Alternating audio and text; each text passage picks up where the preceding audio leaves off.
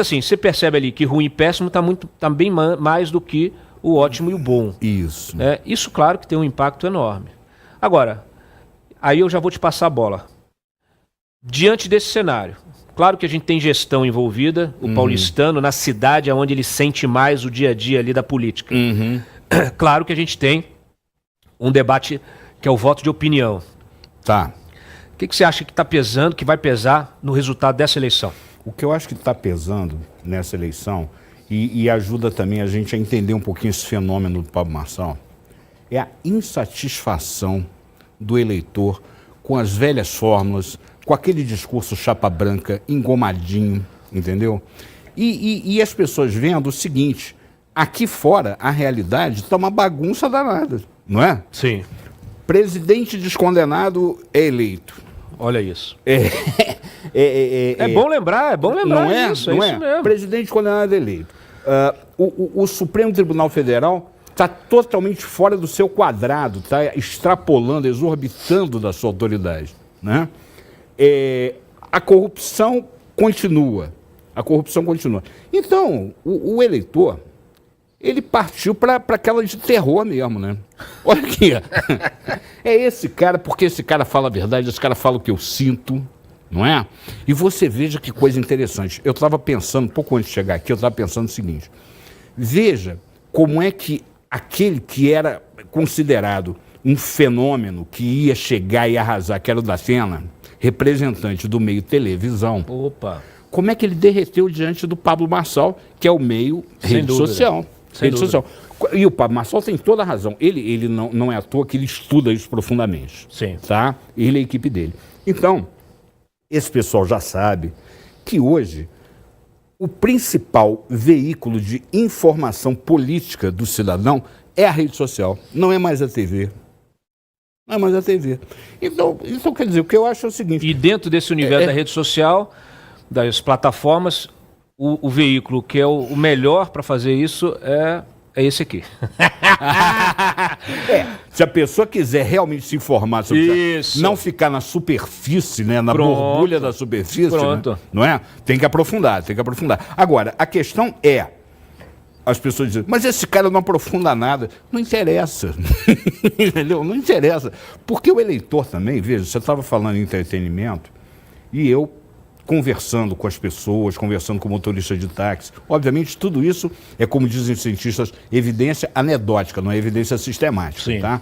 Mas, de qualquer maneira, tem que ter o seu valor. Então, conversando com o motorista de táxi, eles veem os debates, sobretudo os debates de São Paulo, como entretenimento, cara. Como um programa humorístico. É um programa. É um programa humorístico. E tem que ter. E hoje, o Chico Anísio, o Renato Aragão deles, é o Pablo Marçal. É o grande. Você sabe que ontem eu terminei a entrevista, eu pensei numa coisa, numa imagem, né? Porque tudo hoje é assim, a gente tem que... A gente remete aos filmes aí de super-herói, né? Essa coisa toda. E tem muita gente fala que o Marçal... ele é esse coringa, né? É o coringa, é o cara que tá ali pra coringar.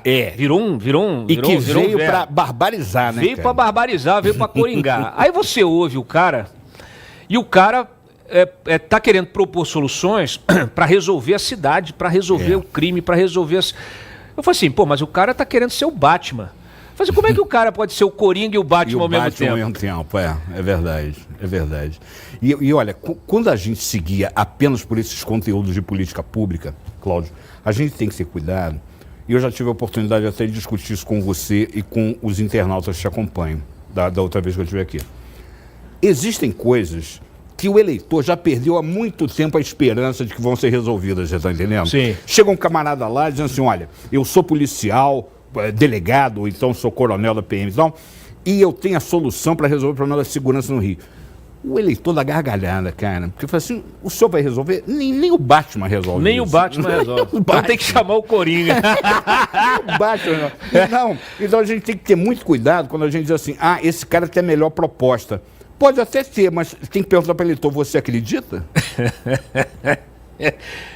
Esse é o problema. Se o Batman não resolve mais, tem que chamar o Coringa. Olha aqui, eu quero discutir bolsonarismo. Tá? Eu quero discutir bolsonarismo. Arthur, põe o Eduardo, porque o Eduardo Bolsonaro, que inclusive está convidado a vir aqui, Eduardo. O Eduardo gravou um vídeo, porque o Marçal, isso já na semana passada, não tinha nem saído essa pesquisa ainda, o Marçal tinha dado já uma encostada, e o Eduardo, claro, defendendo o legado do pai, defendendo os compromissos do pai. Ele gravou esse vídeo aqui e fez uma crítica. Vocês aí da direita, tomem cuidado. Se quiserem jogar pedra, criticar o Bolsonaro, vocês vão ser tão odiados quanto esse pessoal do lulocomunismo, falava Olavo de Carvalho. Porque não existe direita no Brasil, existe Bolsonaro. Graças a Deus que existe o Bolsonaro. Tem gente que tem ânsia pelo poder, quer destruir ele de maneira velada para o cara se levantar e ser o líder. Muito bem. Ele fala aqui que não existe direita, tá? Ele fala que só existe o bolsonarismo. Isso é uma argumentação do Eduardo, tá? O Eduardo diz que não existe... Aliás, quem falava isso era o Olavo de Carvalho. O Olavo de Carvalho falava, não existe direita no Brasil, existe o Bolsonaro. Só que eu acho que a interpretação que o Olavo dava é que, assim, você não tem uma coesão, então existia um personagem político que, de alguma maneira, capitaneava essa coesão, ainda que meio... Né? Mas não tinha uma sistemática ideológica. Não tem nada disso. Não tem nada. Então ele meio que virou esse personagem para representar essa direita. Só que todo o processo também político, ele vai se consolidando, ele vai sofrendo modificações. A própria gestão do Bolsonaro, ela sofre uma autocrítica. A liderança do Bolsonaro hoje, ela está limitada por decisões do Supremo. Né? O exercício da liderança está limitado por decisões do Supremo, que tornaram ele inelegível, que impedem ele, muitas vezes, de se encontrar, até de conversar hoje. Ele não pode conversar com o Valdemar Costa Neto. Então isso desestruturou, desestabilizou, né? Criou realmente um problema dentro do Bolsonaro. E o general Braga Neto não pode falar com os dois também. E o Braga Neto não pode falar, enfim. Agora o Ramagem me parece também está com um problema aí para falar, enfim. E tudo isso com a participação aí, o auxílio luxuoso do Supremo, né, do Alexandre de Moraes. Aí o Marçal vem tomando isso.